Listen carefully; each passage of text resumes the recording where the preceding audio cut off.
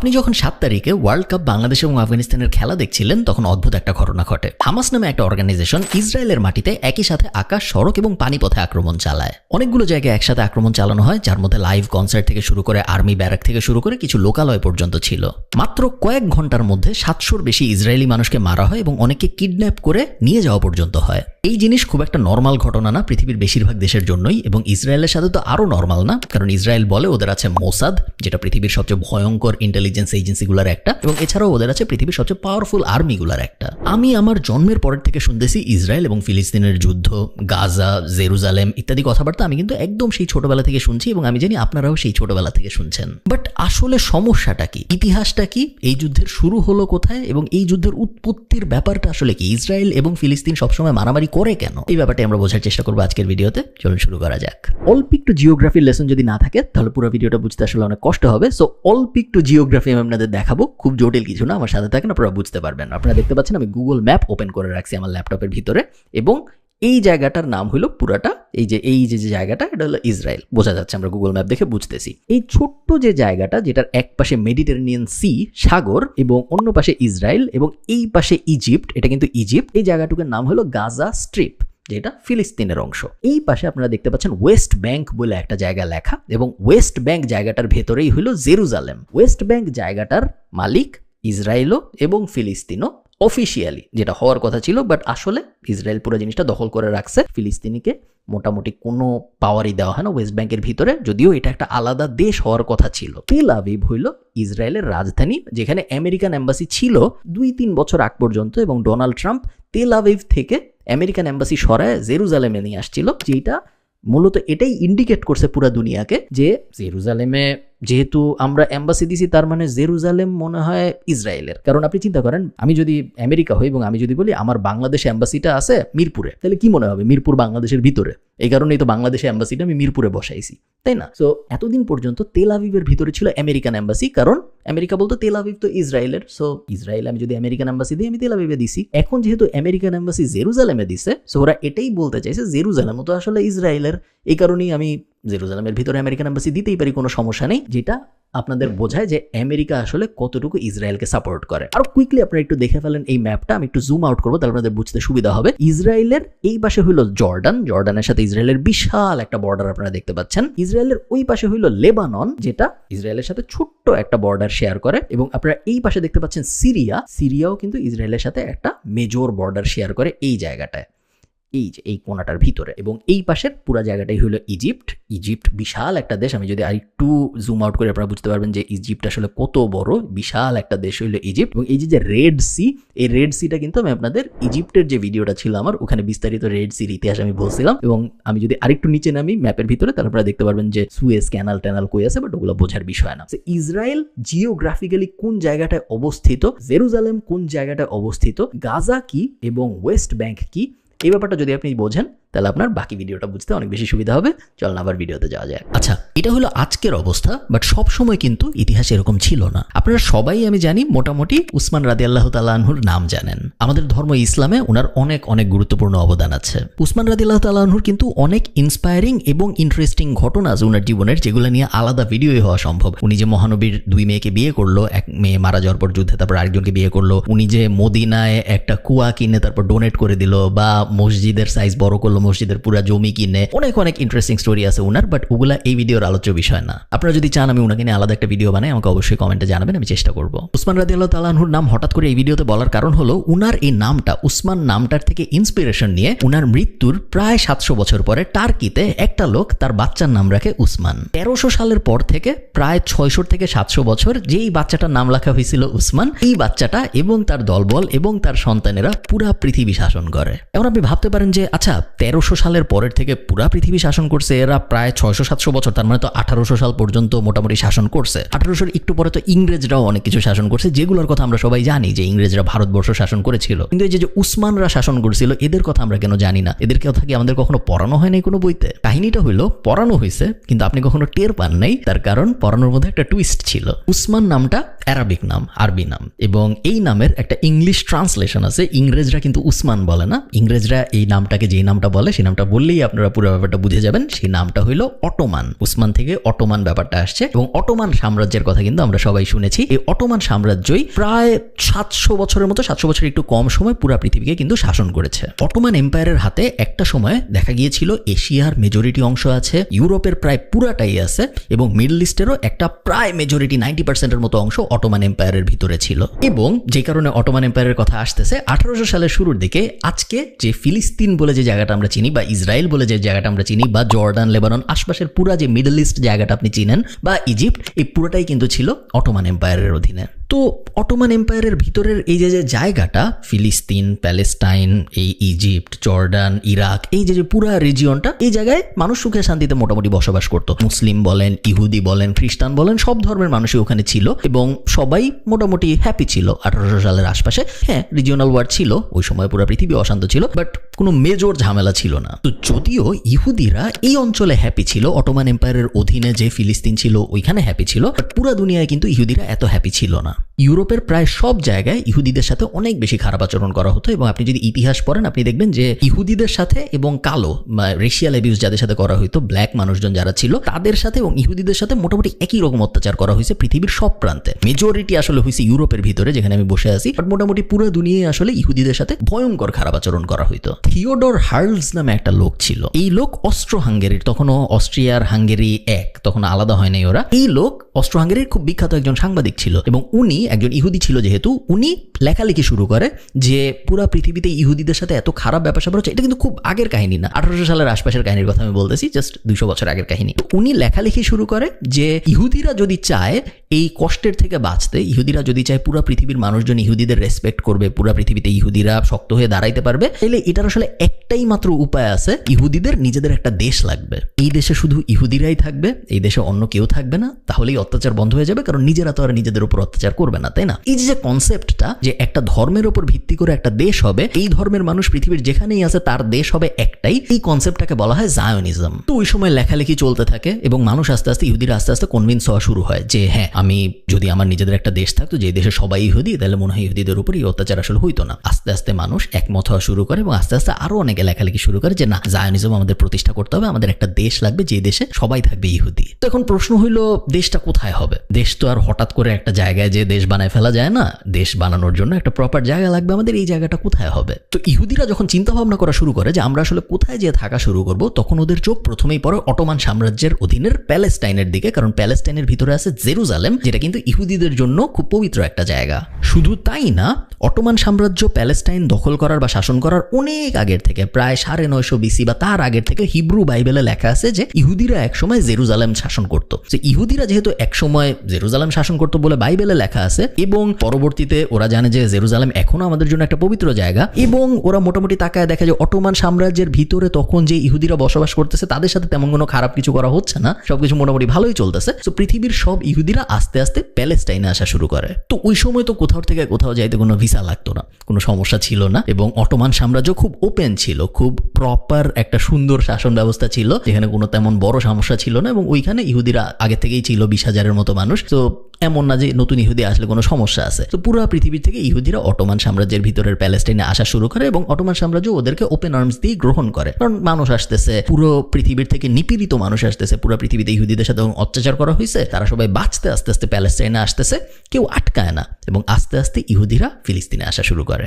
এই যখন অবস্থা, তখন শুরু হয় প্রথম ওয়ার্ল্ড ওয়ার 1914-তে। প্রথম ওয়ার্ল্ড ওয়ার নিয়ে আমার বিশ্বযুদ্ধ নিয়ে একটা বিস্তারিত ভিডিওই আছে, আমি ওই ভিডিওর রিপিট করব না কিছু, বাট প্রথম বিশ্বযুদ্ধ যখন শেষ হয়, এটা শেষ হয় আসলে অটোমান সাম্রাজ্যের পতন দিয়ে। তো একটা সমস্যা দেখা যাচ্ছে, তাই না? অটোমান সাম্রাজ্য তো আর নাই, তাহলে এই যে বিশাল প্যালেস্টাইন যেটা অটোমান সাম্রাজ্যের অধীনে ছিল, এটার এখন কি হবে? এটা এখন কে চালাবে? ব্রিটিশরা এবং ফ্রেঞ্চরা, ফ্রান্স, এই দুইজন ঠিক করে যে আমরা প্যালেস্টাইন 2 ভাগ করে ফেলবো। কিন্তু বিশাল জায়গা, তখন ওরা ঠিক করে যে আমরা প্যালেস্টাইন 2 ভাগ করে ফেলবো, এক ভাগ চলে যাবে ফ্রান্সের কাছে এবং আরেক ভাগ চলে আসবে ব্রিটিশদের কাছে। তো ব্রিটিশরা যে অঞ্চলটা পায়, এই অঞ্চলের ভিতরে জর্ডান ছিল, এই অঞ্চলের ভিতরে ইরাক ছিল, এবং এই অঞ্চলের ভিতরে ইজিপ্টেরও অনেকখানি অংশ ছিল। আপনি যদি ম্যাপের দিকে তাকান, ম্যাপের উপরে উপরের দিকের অংশ পায় হলো ফ্রান্স। তো ব্রিটিশরা তার কিছুদিন পর, তখন ফার্স্ট ওয়ার্ল্ড ওয়ার শেষ হয়েছে, ব্রিটিশ ইকোনমি আস্তে আস্তে খারাপ হওয়া শুরু করছে। আপনার মনে থাকতে হবে তখন কিন্তু ব্রিটেন পৃথিবীর রাজা ছিল, আমেরিকা তখন রাজা হয় নাই পৃথিবীর, আমেরিকার তখন এত পাওয়ার আসে নাই। ফার্স্ট ওয়ার্ল্ড ওয়ার শেষ হয়েছে এবং ব্রিটেনের পাওয়ার আস্তে আস্তে কমা শুরু করছে। তখন ব্রিটেন ঠিক করে যে আমরা আস্তে আস্তে পুরো দুনিয়ার থেকে গুটায় ফেলবো নিজেদের। এবং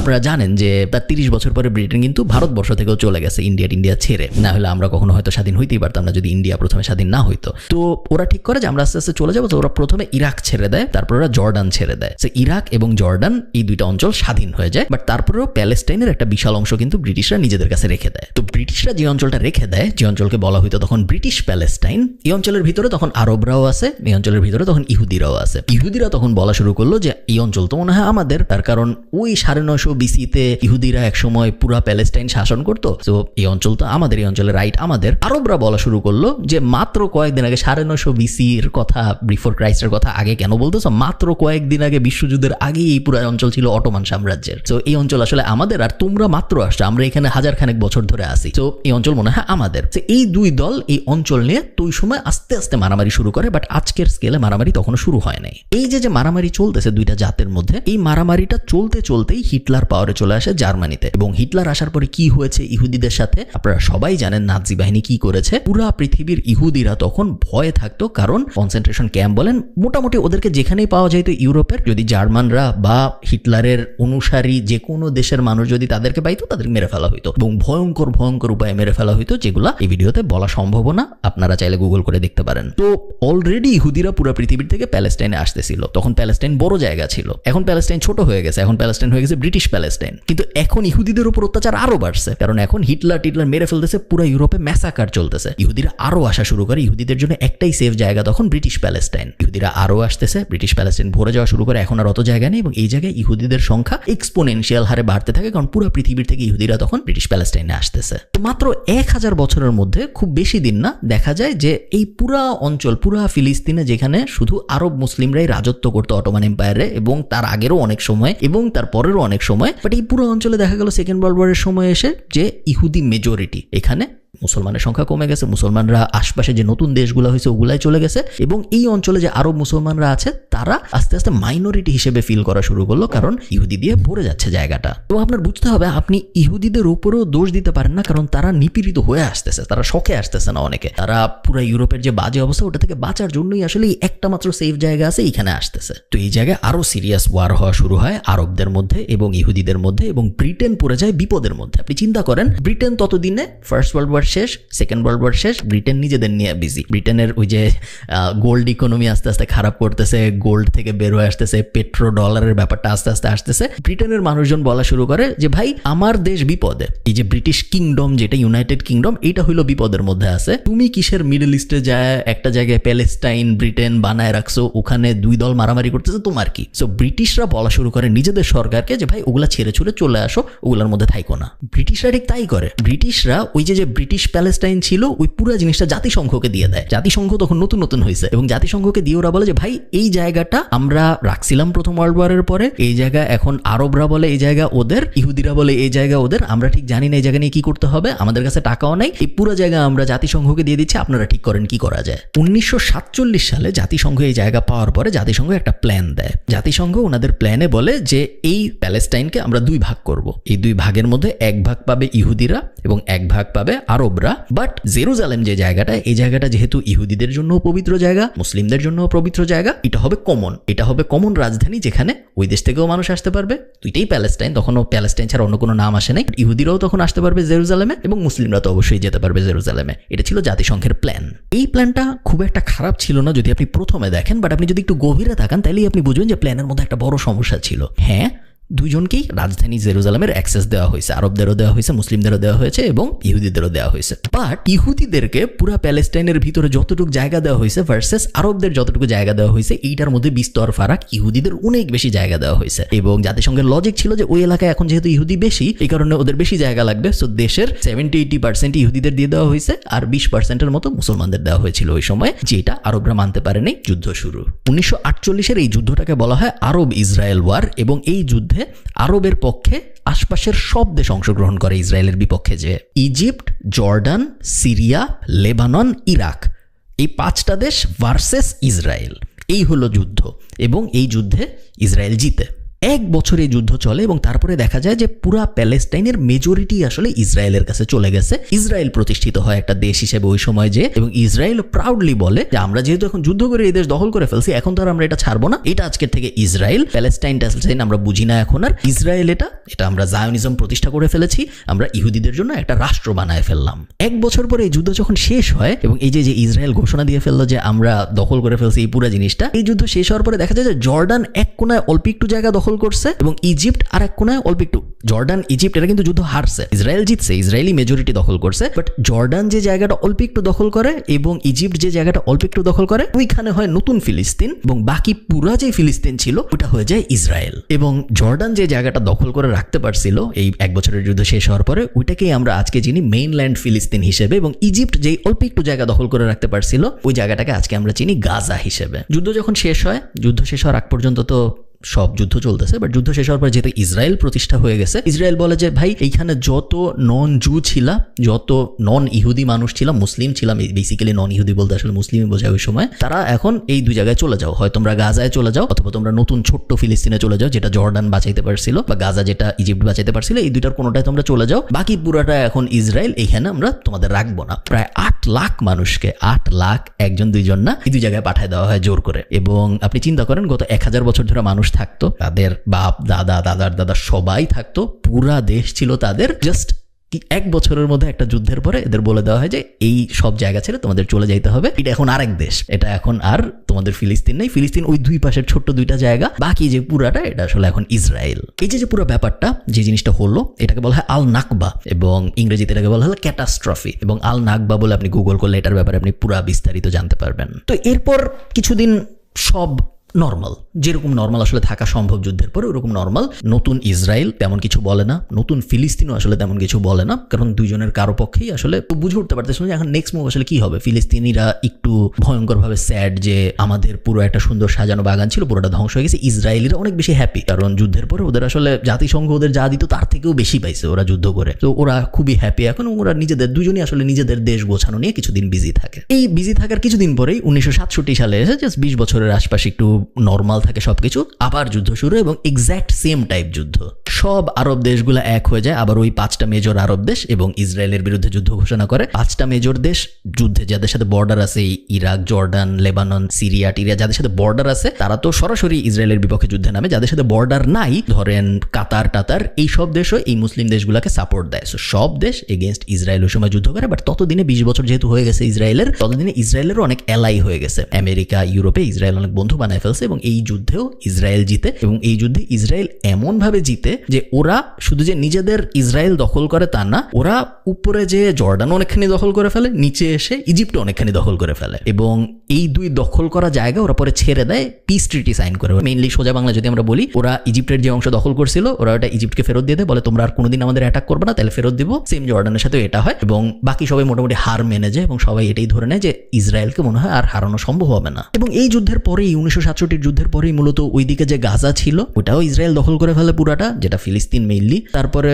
ওই পাশে যে ফিলিস্তিনটা ছিল, যেটা নতুন ফিলিস্তিন হিসেবে মাত্র 20 বছর আগে আত্মপ্রকাশ করলো, ওইটাও ইসরায়েল দখল করে ফেলে। তো তখন অবস্থা এমন একটা আসে যে ফিলিস্তিন আসলে ম্যাপ থেকে মুছে ফেলার মতো সিচুয়েশন হয়ে গেছে, কারণ পুরোটাই ইসরায়েল হয়ে গেছে। আগে তো তাও ব্রিটিশরা যখন ছেড়ে গেছিল বা জাতিসংঘ যখন ভাগ করছিল, ফিলিস্তিনিদের খুব কম দেওয়া হয়েছে, ফিলিস্তিনিদের সাথে খারাপ করা হয়েছে, ঠিক আছে, বাট একটু দেওয়া হয়েছিল। তারপর প্রথম যুদ্ধের পরেও ফিলিস্তিনিরা একটু রাখতে পারছিল, জর্ডান একটু বাঁচাইতে পারছিল, ইজিপ্ট একটু বাঁচাইতে পারছিল। বাট এই যুদ্ধের পরে দেখা যায় ওরা কিছুই বাঁচাতে পারেনি, এবং ইসরায়েল চাইলে পুরাটাকেই ইসরায়েল বানায় ফেলতে পারে, ফিলিস্তিন তখন আর থাকবেই না ম্যাপে। এভাবেই জাস্ট 50 বছরের মধ্যে ইসরায়েল পুরো ফিলিস্তিন দখল করে ফেলে। ইসরায়েল দখল করে ফেলা মানে এই না যে পুরা যুদ্ধ শেষ, তারপরেও সুইসাইড বম্বিং হচ্ছিল গাজার থেকে মানুষ। ফিলিস্তিন বলে হয়তো অত স্ট্রং কোনো জায়গা নেই, বাট ফিলিস্তিনি মানুষ তো ছিল, তারা বিভিন্নভাবে চেষ্টা করছিল অ্যাটাক করার, বাট কোনোটাই এমন মেজর কোনো অ্যাটাক ছিল না যেটা দেখে মনে হচ্ছিল যে না ইসরায়েল অনেক বড় বিপদে থাকবে। ততদিনে ইসরায়েল লবিং করে এই করে সেই করে খুব পাওয়ারফুল একটা দেশ হয়ে যাচ্ছে অলরেডি, এবং বড় বড় অ্যালাই বানায় ফেলছে ওরা ততদিনে। সো সবাই এটাই ধরে নিচ্ছিল যে ইসরায়েল মনে হয় জিতে গেছে পুরো ব্যাপার। বাট কখনোই ইসরায়েল পুরোপুরি জিততে পারে নাই, তার কারণ ফিলিস্তিনিরা কখনোই একদম হাল ছেড়ে দেয় নাই। বিভিন্ন সময় বিভিন্ন সুইসাইড বম্বিং হইতো, বিভিন্ন সময় ইসরায়েলের উপর বিভিন্ন দিক থেকে অতর্কিত অ্যাটাক হতো এবং ইসরায়েলের জন্য পুরো ব্যাপারটা একটা নুইসেন্স টাইপ হয়ে গিয়েছিল। এবং এই রকম সময়ে অসলো অ্যাকর্ড বলে একটা জিনিস হয় আমেরিকান হস্তক্ষেপে, যেই অসলো অ্যাকর্ডের মূল বক্তব্য এটাই ছিল যে এখন থেকে ইসরায়েল আর ফিলিস্তিন একজন আরেকজনকে আর গুলি করবে না, দুজনের মধ্যে এখন থেকে আর কোনো অস্ত্র দিয়ে যুদ্ধ হবে না।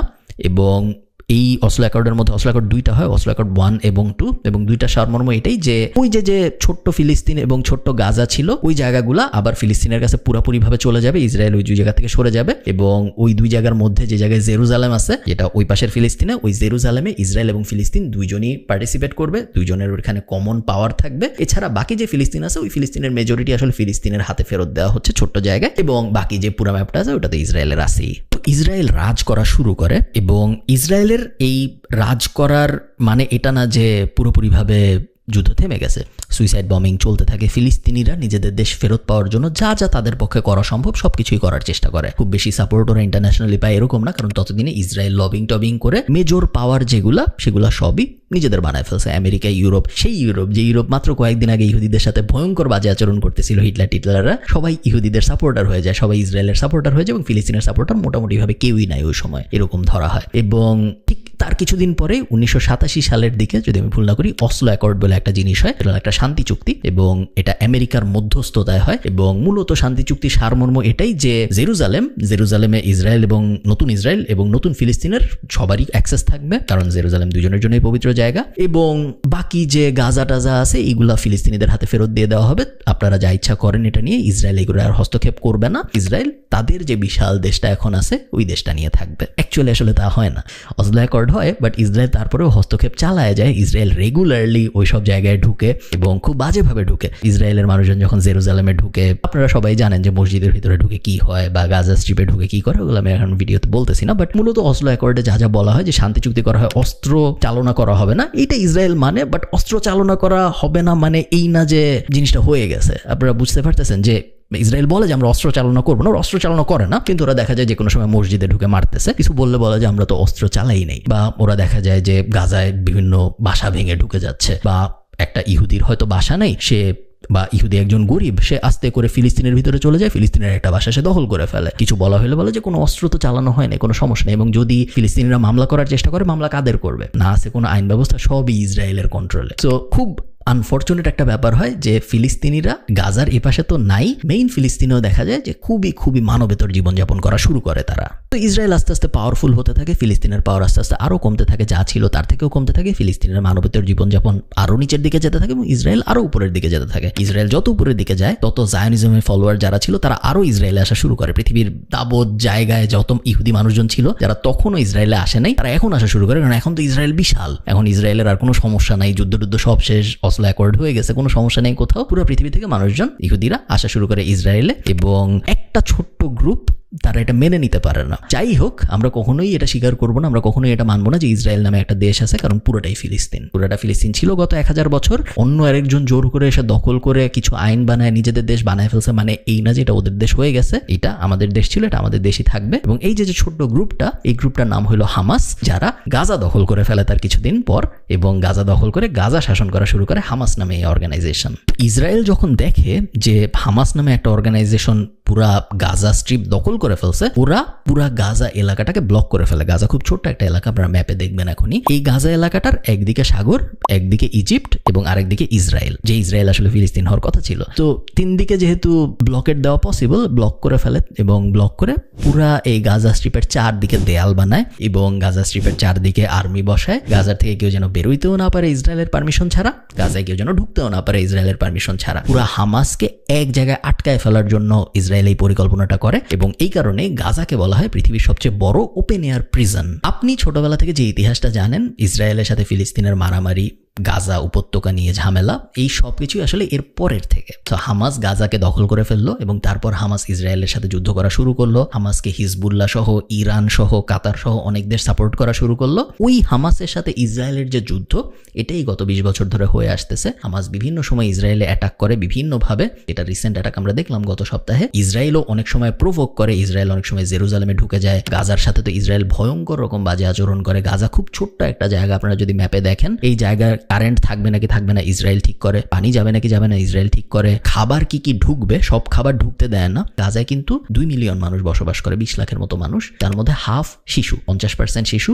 গাজার মানুষ কোথাও যাইতে পারে না, গাজার মানুষের কোনো রাইটস নেই, গাজার মানুষকে যে কোনো কদম নেওয়ার জন্য ইসরায়েলের পারমিশন নিতে হয়, যেটা আরেকটা দেশ, কারণ গাজার মানুষ তো ফিলিস্তিনি, ইসরায়েল আরেকটা দেশ, আরেকটা দেশের পারমিশন নিতে হয় যে কোনো কিছু করার জন্য। এবং এত কিছুর পরেও এরা জানে না যে কখন আকাশ থেকে ইসরায়েলি বোম পড়বে, এবং অনেক সময় কোনো কারণ ছাড়াই বোম পড়ে, কারণ ইসরায়েল সবসময় বলে যে আমরা হামাস নিধনে কাজ করতেছি, এবং এই হামাস নিধনের অজুহাতটা দিয়ে সিভিলিয়ানদের উপরে বোম ফেলা হয়, বাচ্চাদের উপর বোম ফেলা হয়, কোনো হিসাব নিকাশ নাই কি কি করা হয়, যেগুলো আপনারা সব জানেন। এবং এভাবেই চলতেছে গত 20 বছর ধরে হামাস এবং ইসরায়েলের মারামারি, কোনো থামার নাম নিশানা নাই। রেগুলারলি এই মারামারি কিছুদিনের জন্য পজ হয় এবং আবার শুরু হয়। অনেক সময় ইসরায়েল নিজেই এই জিনিস শুরু করে, যখন ইসরায়েলের ইলেকশন আসে বা যখন ইসরায়েলের সরকারের একটু খারাপ অবস্থা চলে, তখন সরকার নিজেই গাজায় কিছু এক্সট্রা বোম টোম ফেলে, কিছু বাচ্চা টাচ্চা মেরে, কিছু মানুষজন মেরে ইসরায়েলকে দেখায় যে দেখো আমরা কত পাওয়ারফুল, ন্যাশনালিস্ট মুভমেন্ট যেটা বলে, আমাদের সরকার আমাদের দেশ কত শক্ত। এগুলো সবই ইসরায়েল বোঝায় হলো নিরীহ মানুষকে গাজায় মেরে মেরে। এবং মাঝে মধ্যে হামাস চেষ্টা করে রিটালিয়েট করতে, মাঝে মধ্যে হামাস চেষ্টা করে পাল্টা অ্যাটাক করতে, যেগুলোর বেশিরভাগই আসলে দেখা যায় যে ইসরায়েল তারপরে আবার যখন পাল্টা অ্যাটাক করে প্রতিশোধ নেওয়ার জন্য, ক্ষতিটা মূলত আসলে ফিলিস্তিনিদের হয়, এবং ক্ষতিটা এমন ফিলিস্তিনিদের হয় যাদের আসলে কোনো দোষ নাই, যাদের পুরা ফিলিস্তিনটাই তাদের হওয়ার কথা ছিল, যেটা হয় নাই। শুধু যে তা হয় নাই তা না, যারা দখল করছে ওইটা, তাদেরকে রেগুলারলি নিগ্রহ করে যাচ্ছে, তারা তাদেরকে রেগুলারলি মানবেতর জীবনযাপনে বাধ্য করে যাচ্ছে। এই জিনিস কবে শেষ হবে কেউ জানে না। এটাই সবাই জানে ইসরায়েল এবং ফিলিস্তিনের মারামারি কেন, বাট কেউ পুরো ইতিহাসটা জানে বলে আমার মনে হয় না, যে কারণে আমি চেষ্টা করলাম এই ভিডিওতে আপনাদের সাথে শেয়ার করতে। আমি যে সব কিছু খুব বেশি জানি এরকমও না, সো কোনো ভুল হয়ে থাকলে আমাকে কমেন্টে জানাবেন, কোনো প্রশ্ন থাকলেও আমাকে কমেন্টে জানাবেন। আমি অনেক কিছু কভার করতে পারিনি, সেগুলো আমি কভার করার চেষ্টা করবো আপনাদের প্রশ্নের উত্তর দিয়ে। ভালো লাগলে ভিডিওটা শেয়ার করতে পারেন। ভালো থাকবেন, টাটা।